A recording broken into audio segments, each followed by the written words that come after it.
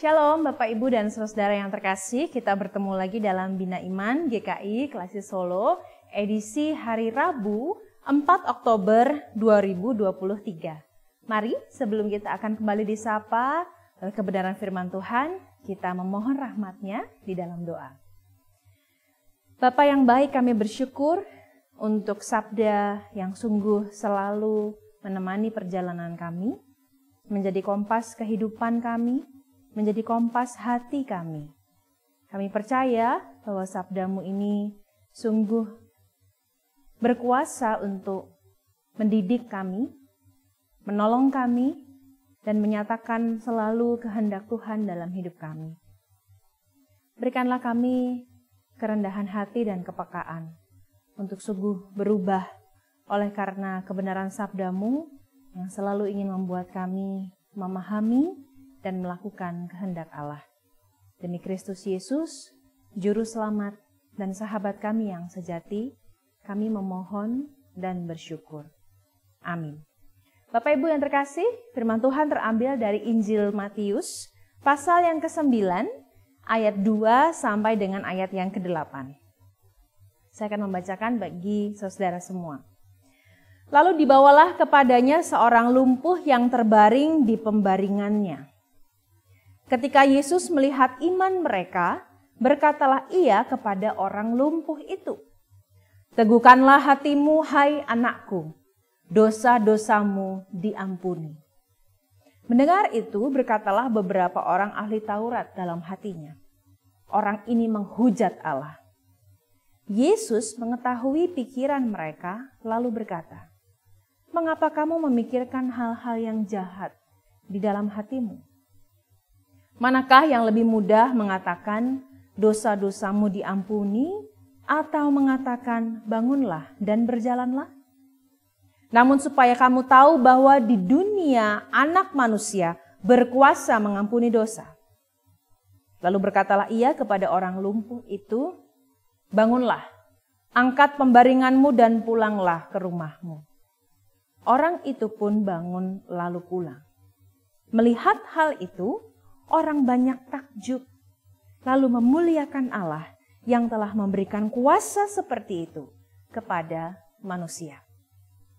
Bapak Ibu yang terkasih, di antara kita atau jangan-jangan semua di antara kita pasti sudah tahu bahwa Tuhan tahu hati kita, begitu ya. Tuhan bisa membaca pikiran kita, begitu. Tetapi kalau yang bisa tahu hati kita dan membaca pikiran kita itu manusia, gimana Bapak Ibu ya? Mungkin orang itu sangat dekat pada kita, begitu. Jadi sehingga dia tanpa kita berkata banyak melalui gerak tubuh kita, tatapan mata kita, gitu ya. Atau hal-hal yang secara nonverbal kelihatan, dia sudah bisa tahu. Atau kita sering mengatakan bahwa, oh dia peramal gitu ya, mengetahui tentang siapa saya, padahal orang asing. Ya apapun itu, kita tahu bahwa keterbatasan manusia untuk saling mengenali, untuk saling menebak itu pasti tidak ada yang sungguh-sungguh mengetahui dan mengerti. Dan hari ini kita mendengar serta membaca kebenaran firman Tuhan yang sungguh luar biasa karena Yesus pada waktu itu sungguh-sungguh mengetahui pikiran dari dua orang yang tadi kita baca. Pertama, si lumpuh yang dibawa oleh beberapa temannya kepada Yesus. Yang kedua, ahli-ahli Taurat. Mari kita lihat satu persatu. Tanpa si lumpuh ini, yang lumpuh di pembaringannya itu berkata apa-apa. Bahkan sebelum ia mengatakan, "Rabi, tolong sembuhkanlah aku," Yesus melihatnya dan justru Yesuslah yang mengatakan sebuah kalimat apresiasi yang begitu luar biasa. Ia mengatakan, "Teguhkanlah hatimu, hai anakku, dosa-dosamu diampuni." Dan lebih luar biasanya, sebelum perkataan Yesus, Injil Matius mencatat, ketika Yesus melihat iman mereka, mereka itu adalah si lumpuh dan orang-orang yang membawa si lumpuh ini, berkatalah ia kepada orang lumpuh itu. Artinya, sebelum orang-orang banyak ini memohon agar orang yang mereka kasihi disembuhkan, ia tahu bahwa iman dari orang-orang ini sangat besar. Iman yang besar yang tampaknya sangat membuat mereka percaya bahwa ketika mereka datang kepada Yesus, pasti ada sesuatu yang terjadi. Apapun itu. Pasti ia melakukan sesuatu menurut kehendaknya. Dan kami sungguh rela dan siap menerima apa yang menjadi kehendaknya. Tapi setidaknya kami mau datang dan percaya bahkan sebelum kesembuhan itu terjadi. Bapak Ibu yang terkasih, motif-motif seperti ini banyak sekali kita temukan dalam Perjanjian Baru. Ketika orang-orang sakit yang pada waktu itu disepelekan orang karena pasti kebanyakan orang sakit itu punya dosa tertentu sehingga dia layak untuk sakit seperti ini gitu ya. Orang-orang seperti ini yang pada waktu itu disangka sebagai orang yang pasti punya dosa keturunan atau dosa apapun yang mengikat dia sampai dia sakit adalah orang-orang yang tersingkirkan dan bukannya diterima dan ditolong. Tapi kepada beberapa orang ini dan juga si lumpuh ini, mereka adalah orang-orang yang mempunyai iman yang sangat besar kepada Yesus bahkan sebelum kesembuhan itu terjadi. Oleh karena itu Yesus tahu pikiran mereka, bahkan Yesus tahu iman mereka yang besar. Seketika itu pula, Yesus pun tahu pikiran dan hati orang-orang Farisi yang mengatakan bahwa, wah kurang ajar ini Yesus gitu ya. Kok berani-beraninya dia mengatakan bahwa dia mengampuni dosa orang ini. Ia pasti menghujat Allah. Kepada orang-orang yang seperti itu, Yesus bersikap dan langsung bertanya serta mengonfrontasi. Kenapa toh? Kok sukanya mikir hal-hal yang jelek? Kalau tahu ada orang yang menderita, yang percaya, harusnya kalian belajar padanya, begitu ya.